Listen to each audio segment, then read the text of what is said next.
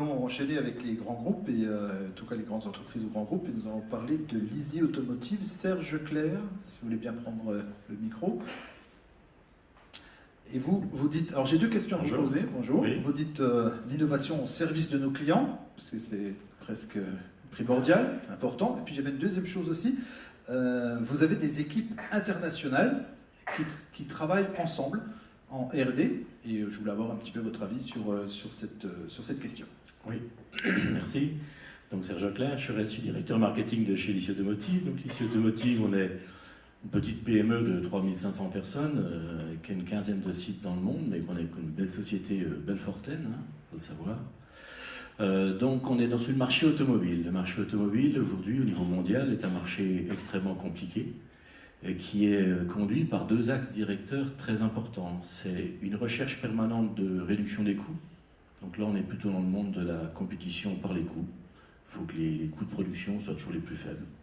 Mais également, on a un axe important qui est l'évolution du véhicule. Et il y a 15 jours, 3 semaines, je ne sais déjà plus, mais à Mobilis, organisé par le Pôle, il y avait des conférences extrêmement intéressantes sur ce que sera le véhicule du futur. Les véhicules autonomes et tout ce que ça induit. Et que donc, dans notre contexte de marché automobile, il y a deux solutions. Soit on devient les moins chers, et pour survivre dans la vie de tous les jours, il faut le faire. Par contre, il faut innover en permanence pour suivre les évolutions du véhicule. Effectivement, l'Easy Automotive se positionne sur cet axe-là de la différenciation par l'innovation. L'innovation, c'est 3 ou 4 axes principaux. C'est bien sûr les produits, puisque le véhicule évolue, donc les solutions d'assemblage que nous proposons à nos clients doivent évoluer aussi. On ne va pas fixer une antenne Wi-Fi comme on fixe une roue il y a quelques époques. Donc c'est important de vérifier, ou une pile à combustible. L'autre innovation, c'est les matériaux, les process. De plus en plus de parties du véhicule sont fabriquées en matériaux composites. On n'assemble pas des matériaux composites comme on assemble de l'acier. Donc il faut qu'on réfléchisse là-dessus. Mais également, l'innovation touche la relation avec le client. On ne cause plus à nos clients comme on causait à nos ingénieurs de chez PSA à Poissy qu'on connaissait depuis 30 ans. On ne cause plus aujourd'hui aux ingénieurs qu'on connaît plus ou moins en Chine comme on causait à ces gens-là. Donc le travail d'innovation doit concerner aussi toute la partie relation, communication, je dirais en global, c'est mon domaine, le marketing au niveau des prises de part de marché. C'est dans ce contexte-là que l'Easy Automotive a choisi de se différencier par l'innovation. Et quoi de mieux pour nous aider à innover qu'un doctorant? Un doctorant, c'est quelqu'un en général de jeune, avec un œil neuf, avec plein de bonnes idées, qui est venu de l'extérieur, donc il ne s'embête pas trop avec les contraintes et les habitudes internes. Mais un doctorant aussi, c'est une équipe, puisqu'en général, il est associé à un labo. C'est des gens qui ont de l'expérience, des compétences, des bonnes idées. Un doctorant, il peut travailler aussi avec d'autres doctorants, d'autres équipes. Donc un doctorant, c'est quelque chose qui nous apporte beaucoup de choses. Et c'est ce qui nous a incité, nous, parce que un docteur, ça fait un peu peur. Dans une entreprise, nous, on connaît les ingénieurs. Ça, c'est des gens, c'est connu un ingénieur. Un docteur, qu'est-ce que ça fait? Ça, on ne sait pas bien. Donc le côté doctorant nous a incité à prendre ce genre de ressources dans notre entreprise. Ça, c'est la bonne partie des choses. L'autre partie, c'est la complexité. Et je reviens comme monsieur tout à l'heure. Donc nous, on part avec un doctorat en chiffres. Mon Dieu. Donc pour obtenir cette thèse chiffre, n'est-ce pas, c'est un peu complexe. Je dirais presque écrire le sujet de thèse, c'est pratiquement un sujet de thèse en lui-même. C'est très compliqué pour que ce sujet en lui-même, qui n'est pas un sujet sur 4 lignes, c'est un certain nombre de pages, doit être accepté par tous les organismes et tous les verrous successifs qu'il faut faire sauter. On sent le vécu. Je reviens vers monsieur qui disait qu'il faut le vouloir pour faire une thèse en entreprise. Il faut vraiment le vouloir parce qu'on se heurte à des tas de sociétés, les SAT, là, qui nous demandent des papiers et des papiers, on doit se justifier en permanence pourquoi on veut faire une thèse.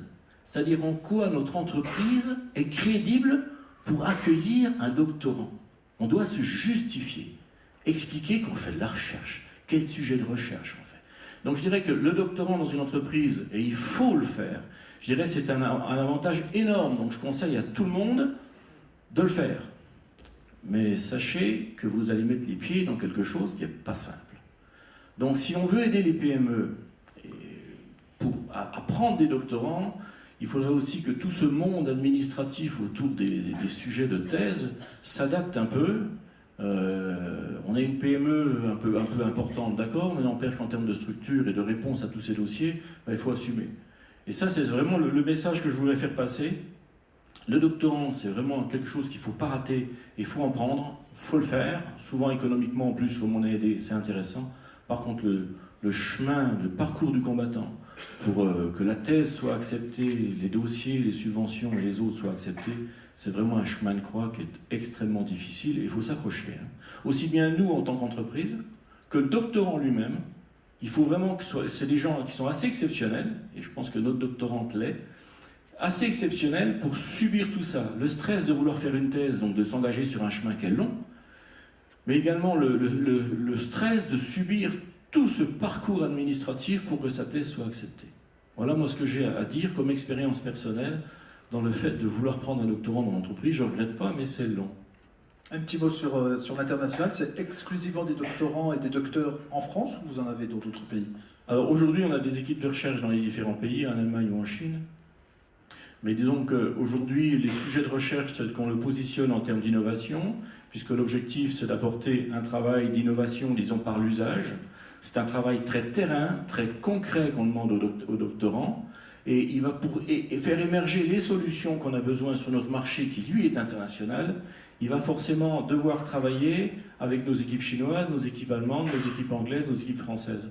Et ça, c'est un vrai travail de faire travailler les gens ensemble, parce que le résultat de la recherche ne tombe pas du ciel. Hein. Ce n'est pas le doctorant qui va ouvrir un tiroir, qui va le prendre, qui va le sortir. C'est forcément un travail d'équipe. Et le doctorant, là, il a un gros travail à faire de mettre en synergie les différentes forces de l'entreprise.